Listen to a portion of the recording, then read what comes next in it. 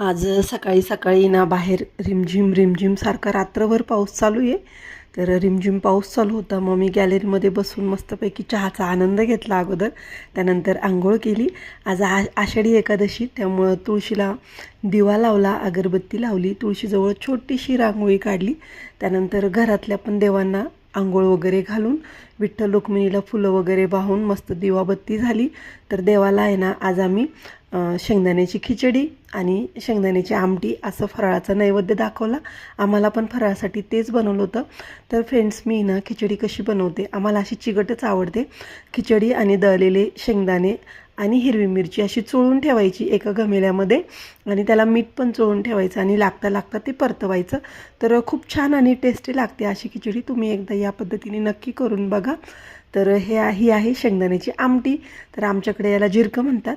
तर हे बघा, हे कॉम्बिनेशन खूप छान लागतं, खिचडी आणि जिरकं. तर असा होता आजचा आमचा फराळाचा बेत. आणि पाऊस तर काही उघडायचं नावच घेत नाही आहे. आषाढी एकादशीला तर पाऊस असतोच, पण तुम्हाला माहिती आहे आता कंटिन्यू नाशिकमध्ये तर किती पाऊस चालू आहे. तर रिमझिम रिमझिम संध्याकाळ झाली तरी पण पाऊस चालूच आहे. तर हा होता माझा आजचा मिनी ब्लॉग. रामकृष्ण हरी.